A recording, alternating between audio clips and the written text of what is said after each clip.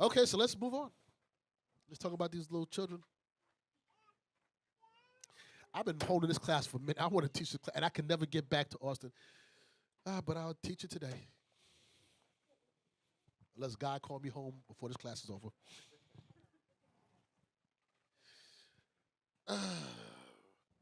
Children. Let me start the first thing. Don't make too much of children. Remember, Judas Iscariot was somebody little Judas. Some mama loved Judas, and they dressed him up a little fringes and took him to Passover. And he's look at little Judas. Yet that Negro came up and gave up the Messiah. But when he was small, he was little Judas, right? Everybody loved him. Oh, man. Judas was the devil. So some women breed and bred a little demonic devil. They're all cute when they're small. That's what I said. Never make much of children until they grow up into their adulthood, and you start saying, well, okay, he's doing something. When they're young, all these kids are going to keep the commands because they got no choice when they're 4, when they're 8, when they're 10, in some cases. When they're 20, you're going to kind of find out who this person really is. And then you're like, damn, I spawned that little Satan right there. Yep, that was yours. Or mine. So everybody be saying, Bishop got 13 kids. All praises. I said, all praises yet. All praises yet.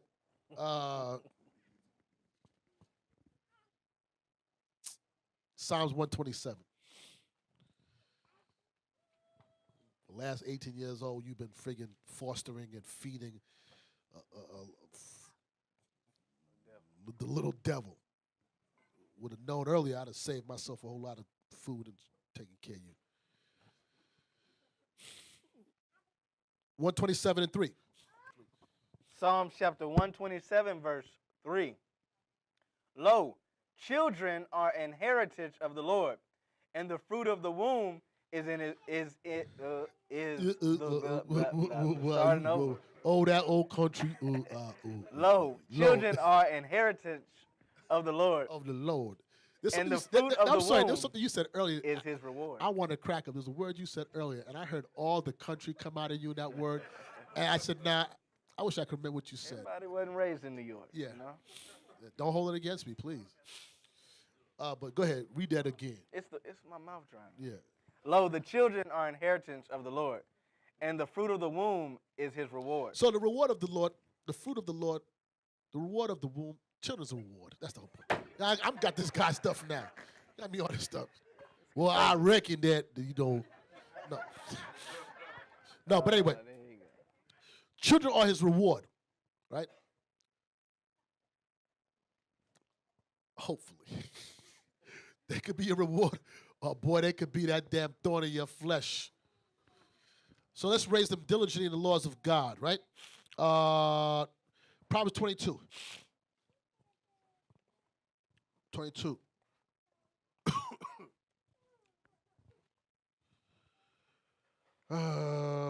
Verse 6. Damn, you just think about John, Judas, who gave up Christ. After he put his hand towards that, I'm just trying to think in my mind. Imagine his family living in Jerusalem. If they was there. And like, it was his son. Everybody told them, they go, shh, they come. That was his son who gave up Jesus. Yeah, damn.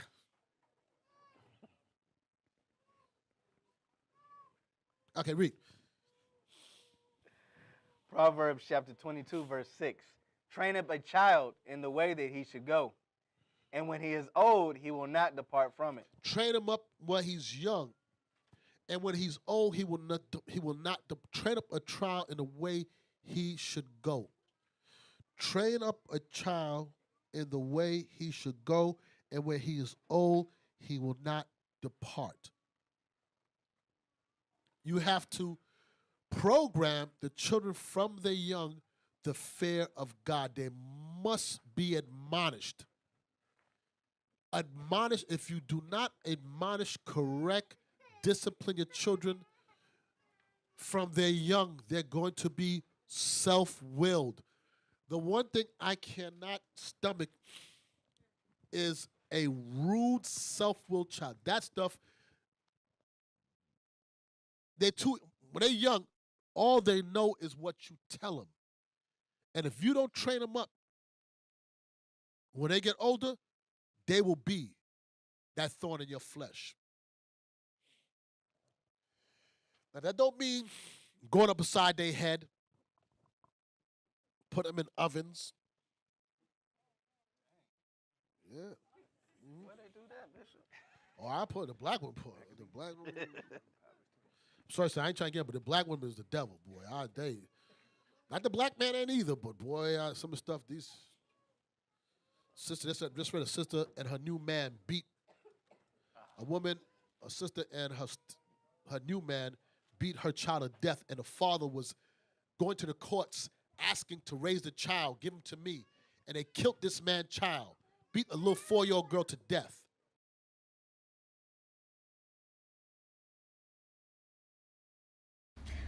A beautiful 4-year-old daughter's life was a girl whose life was cut down senselessly. Innocent little girl. Beaten, abused, battered, starved. For no reason. Oh. You have to be heartless.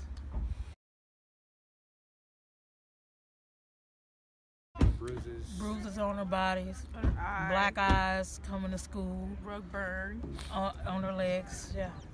malnutrition. Mm-hmm. That was his sugar. That's what he called it, sugar. Anything to make her smile. Yeah. He always made that baby smile. Anytime you see him, him and her, she was smiling. She loved her daddy. She loved her daddy. Yeah. The father in the court crying. He wanted to kill them. He was crying. He said, damn, I told him, give him to me. Give the child to me. I'll raise the child. They killed that man's child. The friggin' ostrich. Wisdom of Solomon 4.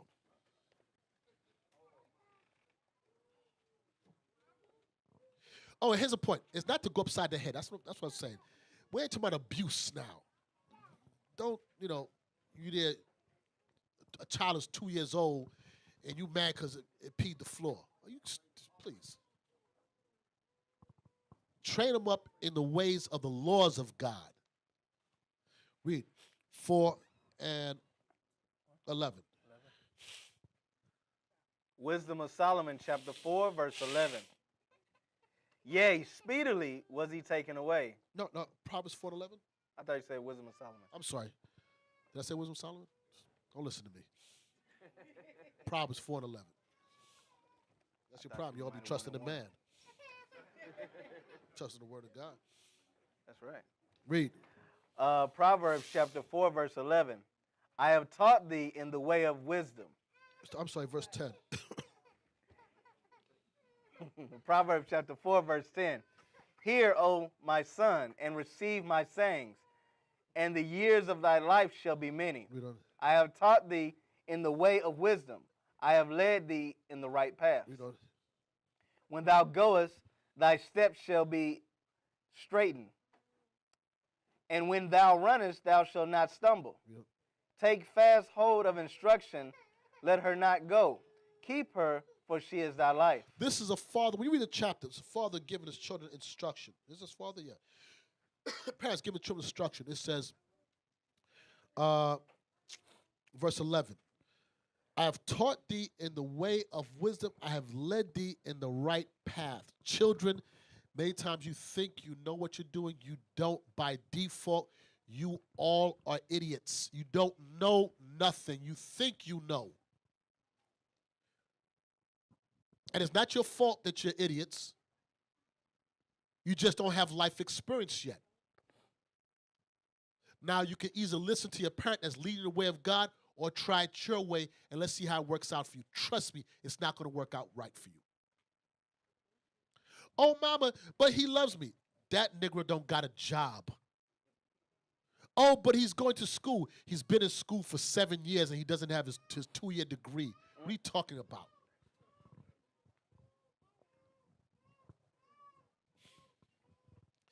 All right, go marry him, see what you get. You come home with a black eye. But mama, don't ring my bell. Click. Go back to your man. Take boxing classes.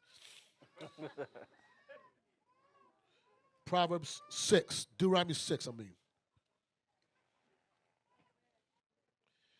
6 and 6. Deuteronomy. That was the word.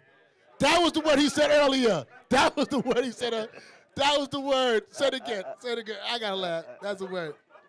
You having a good time? Yeah. Deuteronomy. That's the word. That old country word. Deuteronomy. I can't even say it. That was the word. I know what you Chapter mean. 6. You are the Judite lava. I know exactly what you mean. That's a high honor. Go ahead. Verse 6. Now read the word so they know. Tell where we at. Tell where we at. Everybody want to know. They want to be edified. Now we in Verse the, 6 of what book? We in the fifth book, the 6th chapter, and the 6th verse. We're in the 5th book of the 6th chapter. That's right. Go ahead. And these words which I command thee this day shall be in thine heart, that thou shalt teach them diligently unto thy children. That's the point. Back to that pillar of the children, that you should teach them diligently. And this is something all of us better take stock in as parents. Are we teaching our children diligently? Do we make time? That goes for me because I got to make more time. You must instruct them. You can't expect them to do the right thing if you're not instructing them to do the right thing. If you just tell them, they got to sit down, they have to be taught. And it can't be one day a week. So read again. And thou shalt teach them diligently unto thy children, and shalt talk of them when thou sittest in thine house, and when thou walkest by the way, and when thou liest down, and when thou risest up. Your conversation is supposed to always find its way around the laws of God. How do you bring them back to understand? Use life situation, things around you to find a way to draw a bridge. And all of us, starting with me, could be better at that.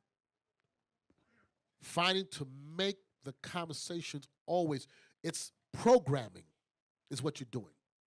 You're programming them that when they grow up, it's going to be like a knee-jerk reaction. Like when you do karate, at the same move over and over. You do the same thing. Why you keep on doing the same thing over and over? Just do the same damn move, I said. And then one day when you're in a fight, you're not going to know. You're just going to do the move. But if you don't raise them the law and keep on doing the laws, they're going to grow up and they're going to get punched in the face. Saints going to come and you're going to be like, what? And he's going to knock you out. So it tells us diligently teach them while they walk the spot away, while they lie us down. When they run. If you don't equip them like that, don't expect certain things from them. If you wink at their sins, oh no, that's just my little baby. Listen, my child from this way, this same little girl right here, Janiyah, from this age. Janiyah, see how she looked at me? You think she doesn't understand? So when I see her put her foot in my shoe, I say, no, don't do that. That's my shoe. That's a man's shoe. Deuteronomy 22:5. Now, I know she don't fully grasp everything, but I'm going to wait. I'm going to wait till she's a friggin' lesbian to start telling her that.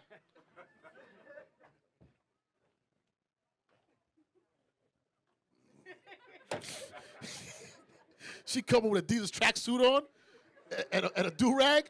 Baby, sit down. She sit down and just, yeah, Dad, what you want? You're supposed to wait till then. Come on with wingtips on. I would cry. Anyway, the point is, Janiyah, if she understands, I tell her right now, go take your pamper to the garbage. She understands that, so she can understand, don't put your foot in my shoe. It says, teach them diligently when I walkest by the way, when I lies down, when I rises up. Go from that, Proverbs 22.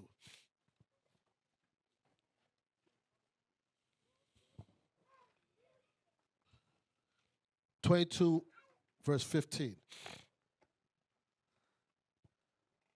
Proverbs chapter 22, verse 15. Foolishness is bound in the heart of a child. Because that's why I said kids are just dumb by nature. They don't know no better. It says foolishness bound in the minds of children. Children have foolish thoughts to do foolish things. That's why a lot of them sitting in jail right now because like, yeah, don't worry. You be the lookout. You look down the block that way. If anybody's coming, just whistle to me. Meanwhile, the person who acts whistle, he just finished smoking a blunt. and he looking at the wrong way. Now his mouth is parched. He can't blow, dummy. You should have went to the nice store and bought a whistle, but you wasn't thinking about that. There's some people in jail thinking they're gonna make these big master plan, and they sitting in jail not realizing, you know what? I didn't realize that this is a two-way street, and I should have been looking the other way also. I didn't realize there's not gas in the getaway car.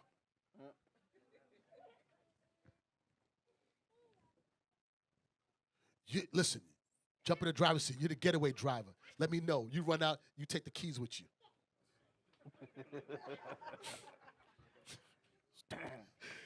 Read that verse again. Foolishness is bound in the heart of a child, but the rod of correction shall drive it far from him. But the rod of correction. So when he's a little kid right now, and they're here and here playing, and they're 5 and 10, and they take something that's not theirs, you need to pop them. That's called covetousness. That's stealing. Or you wait to correctional facility, pops him. He needs to be taught. Nobody's looking. It's called stealing. But the what? But the rod of correction shall drive it far from him. And a lot of parents don't, and you get that from whoever, Oprah and Dr. Phil. Don't spank them. Well, you crazy? The Bible said the rod. Now, this doesn't mean you spank them in a spirit of anger, because a lot of people end up beating their kids because they're angry and they take their frustration. That's not what it's talking about. It's talking about for correction. No. That's stealing. That's wrong. Explain to them what they did wrong. So if you believe that you're going to just talk to your children for all their life, you're gonna raise a rebellious, self-willed, disrespectful child. You don't understand that? All you parents better understand that. You mamas, oh no, not my baby. Okay, exactly, your baby. That's who I'm talking to. Proverbs 29.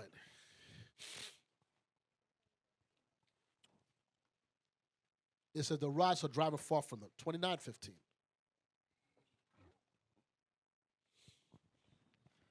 Proverbs chapter 29, verse 15. The rod and reproof give wisdom. The discipline plus the scriptural reproof is what's going to give wisdom. It's not just the scripture here. It's not just the rod. So you beat them, but if you don't edify them, what are you beating them for? What's the point? The rod and the reproof coupled together will get. God already has the blueprint on what to do. It's simple. You just got to do what it says. The rod and reproof give wisdom. Rod, beating, reproof, scriptures, give wisdom. Don't break up that dynamic of what God said to do. It will give wisdom. Read on. But a child left to himself bringeth his mother to shame. But a child who is self-willed, left to himself, he does what he wants to do, and there's no correction behind it. He will bring his mother to shame. You see some of these kids out here hitting and punching their mothers. How does a kid get to the point you let a kid at 5 years old hit you? Man, my kid right now couldn't. You crazy at 2? What are you doing? Pop? Nah, nope. When I'm older, I'll be in a wheelchair, they be smacking me upside my head. Hell no. It's, oh no, he's just a baby. He's a baby that's going to get beat. Well, y'all got to laugh. That little child could grow up. You end up finding out. What, Ma? What?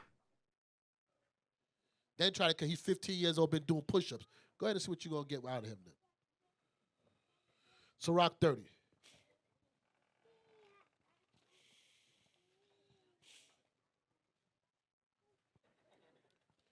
Even in your old age, if they're raised right, even in your old age, they will still have a fear of you out of reverence and respect.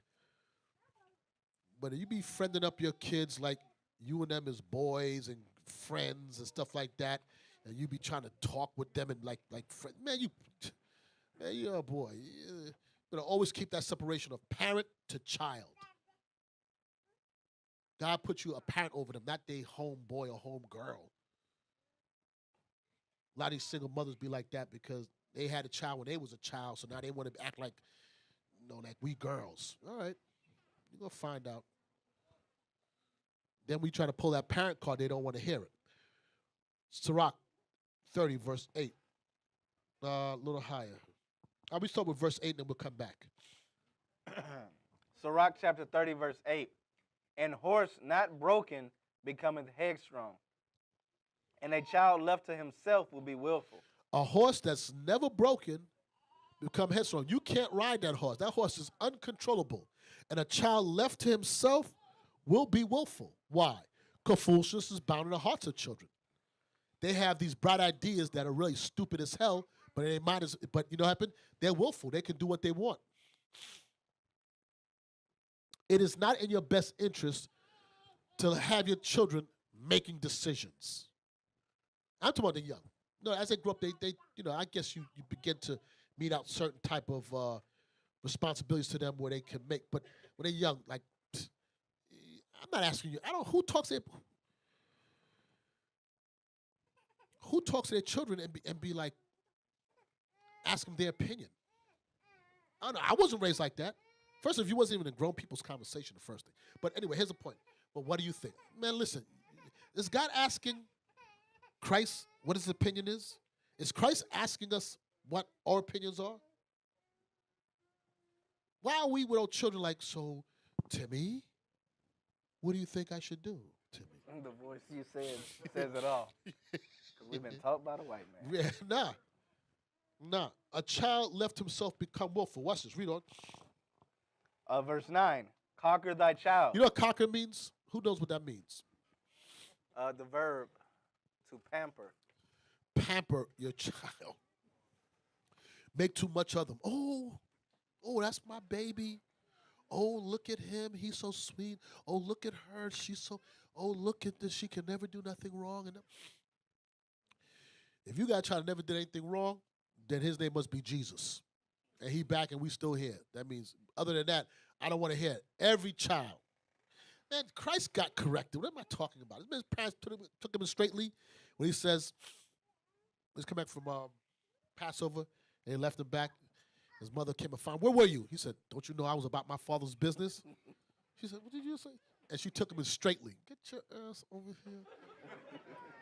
And then she pondered on the words he said, but she put him under discipline, which he wasn't trying to be disrespectful, but still, she's like, who the hell you think, she's like, who the hell you think you're talking to? Conquer your child. Conquer thy child, and he shall make thee afraid. Play with him, and he will bring thee to heaviness. Pamper him, play with him. Make that line where he can't see parent to child, and he will make thee afraid. All of us, I'm talking about the men now, not to show about the woman, because I ain't a woman. But all of you came to age when that testosterone started moving, and your test starts swelling a little bit, and you felt yourself a little bit. Now, those that who had serious parents, stern parents, you didn't go but so far with that BS around them. You knew this the cutoff. Why? Because there was some type of discipline where, for those that understand, you sisters will understand this too. The sin worthy of death in my house growing up was disrespect. I could have brought all F's and got beaten. I could have damn it done. But if you're disrespectful, Lord, I'm telling you right now, I cannot remember one time I was ever disrespectful to my parents. Not one, because I knew the repercussions behind that. I was better off smoking weed in the living room. Again, then being disrespectful, man, you get yourself killed in the house. The beat behind it, I wouldn't even want to imagine what it would have been like. Everybody would have beat you. There'd have been a beating party. They'd have called everybody came and beat you. But there was a healthy fear. What separate that lines? Play with your children. Pamper them where they can't do nothing wrong. And see what you're going to get. See what you're going to produce. You're going to produce a little monster. Jump up. Verse 7. Sirach chapter 30, verse 7. He that maketh too much of his son shall bind up his wounds, and his bowels will be troubled at every cry. He that make too much of his son shall bind up his wounds. What does that mean? Bez. Right. So what I was explaining is that you have some parents that they're so sensitive to their child that they can't even bear to hear their child cry, whine, or be disappointed or be upset. And what happens is you spoil the child to a point that as they get older, when you hear them whine, it's a pain in your stomach and you can't bear it. So now what you do is you grovel at the child, and then when the child becomes an adult, he's gonna be a pain. Yeah, he's gonna be a punk. Big old soft. He's gonna be a punk, or the girl's gonna be just a crybaby for everything, just complaining. Yeah, so, very good. That's the point. You got it. You hit it on the head. Right. You make too much of them that now every little thing the child become a little sissy boy. I can't stand little boys like that. And he'd be, oh, what's the baby? What's wrong, baby? He fell. So what? Get up. He ain't dead. Oh no! Look, he got spinal bifida now. Look at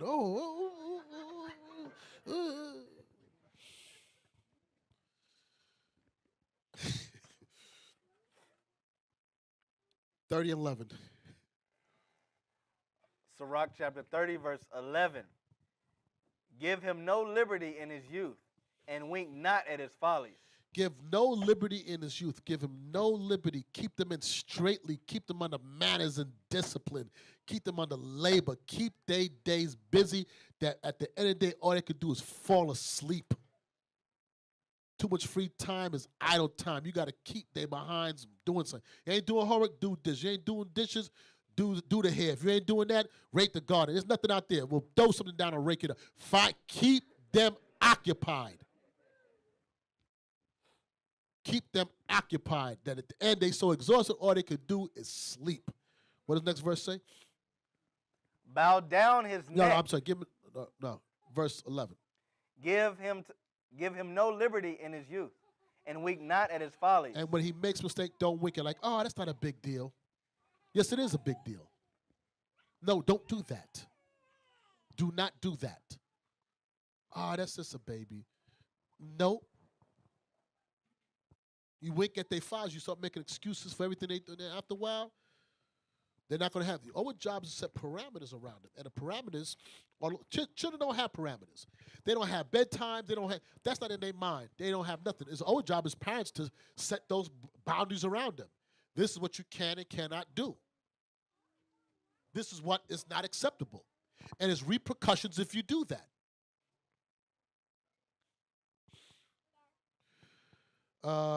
Verse 12. Bow down his neck while he is young, and beat him on the sides while he is a child. And the beating is on the sides. It ain't on the side of the face. It ain't punching him in his chest. Sometimes when they get bigger, you just, to that beat on the side. But beat them on the sides, on the back side. But it says, while they're what? While he is young. While he's young. Because as they get bigger, come on, I don't know if any of you all got beat, but if you're black, more than likely you got beaten. I mean, you got to a certain age when your mother tried to beat you, was like, she's serious? My mother tried to beat me one time. I was older by then. I was like 16. I'm like,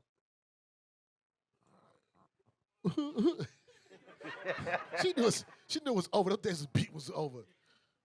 That's when you got to turn more to the father got it, But it get to the point where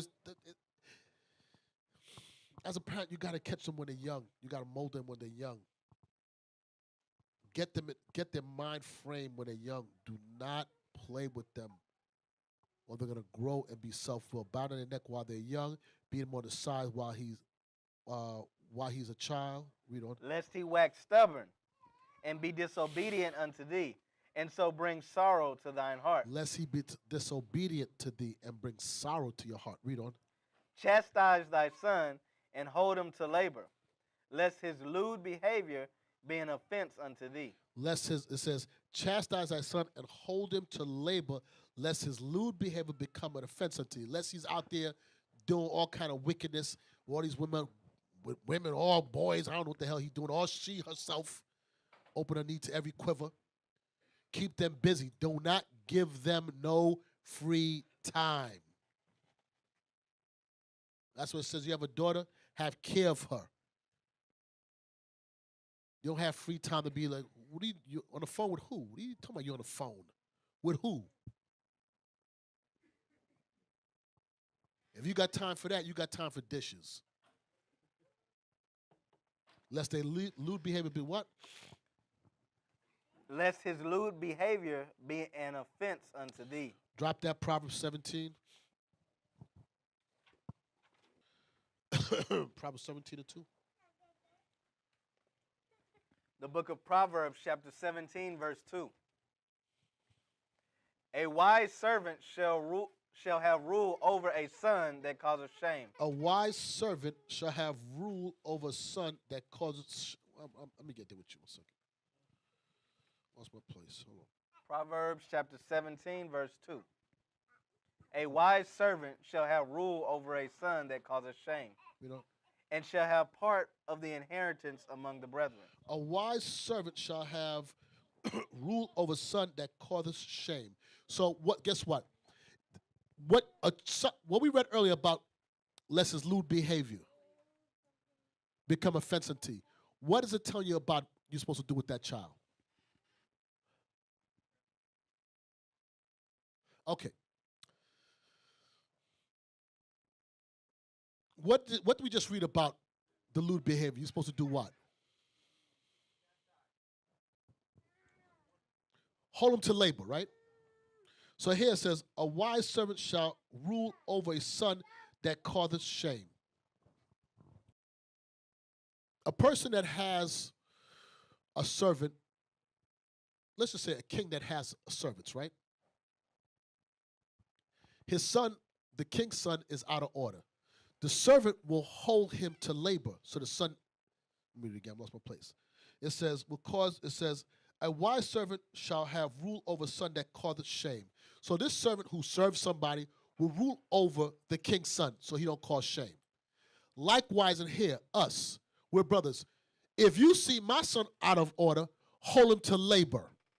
If I see your child, hold him to labor. We're here working collectively, parenting each other's children. It's not like, don't talk to my child. What are you talking about? If they're in my presence, I'm going to say what I want. Because what I'm going to say is going to be in the Bible. And if you don't like that, then you're in the wrong place. Because I'm going to say it. And if you see my child out of order and I'm not around, yo, go get a broom. Go sweep up. Find something to do. What are you standing with them girls? Go ahead. Dump over the garbage and let them pick it up. Find something to do. You understand that? We're going to work collectively to keep these children in line. It's not a one-man thing. It's not a one-man. It's us. I need to say it. It takes a village to raise a child. That's how it says it, right? Right. It takes a village. So, okay, we're going to work collectively to make sure. Hold them to labor. You see something wrong? No. Don't sit like that. Close your legs. Everybody understand? Okay. One more scripture. Ephesians 6, verse 4. Ephesians chapter 6, verse 4. And ye fathers, provoke not your children to wrath, but bring them up in the nurture and admonition of the Lord. It says, fathers, provoke not their children to wrath, but bring them up in the what? The nurture and admonition of the Lord. Nurture them up in the laws and admonish them. It says, ye fathers, provoke not your children to wrath, but bring them up in the nurture and admonition of the Lord. How do you provoke them to wrath? By not correcting them. They're going to grow up and become self-willed, disobedient, despise government's instruction. Sirach 7, verse 23. Sirach chapter 7, verse 23. Hast thou children? Instruct them, and bow down their neck from their youth. Hast thou daughters? Have a care of their body, and show not thyself cheerful toward them. That goes back to playing with them. So it says what? Hast thou children? Instruct them, and bow down their neck from their youth. Correct them when they're young, because they're going to get bigger, and it's going to be harder to correct them. It says, hast thou daughters? Have care of their body, and show not thyself cheerful toward them. I mean, oh, that's your baby girl. Meanwhile, she's doing whatever she want to do. It says, don't be that sucker to your daughter. Read on. Marry thy daughter, and so shalt thou have performed a weighty matter. But give her to a man of understanding. And that's part of parenting, is that in parenting and raising your children, one of our great responsibilities of father is marrying your children off. And it stresses here the daughter, because it says a verse before when it says, hast thou daughters? Have care of their body. Having care of their body is what they're wearing. Making sure they're not dressed out of order, making sure they're dressing like, sometimes you have, and I'm talking about even dressing in order. And you see this a lot with Northern Kingdom. You take little girls be daggone 5 years old with high heels on and makeup on, and I'm like, figure this girl, y'all never seen that with Northern Kingdom? Like, what is this girl dressed like this for? She got makeup on, and she looked like a 30-year-old midget. It says, have care of their body. Why would you beautify or put makeup on a 5-year-old like that? What do you think that's going to draw attention to? Have care of their bodies, and show not thyself cheerful toward them. Marry thy daughter, and so shalt thou have performed a weighty matter, but give it to a man of understanding. Give it to a man of fear God. Okay, I'm going to stop there today, all right? It is 8:11. All right, any questions about what we went over today? Shalom. This is Bishop Nathaniel of Israel United in Christ. Please subscribe to our YouTube channels. Stay up to date with our latest events, music, and classroom lessons.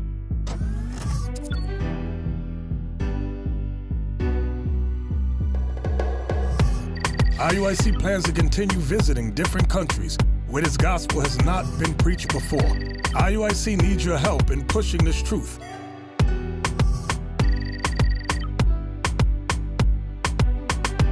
So join us.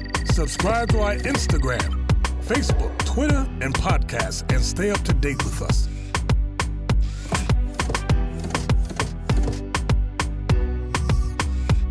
For more information, please visit www.israelunite.org.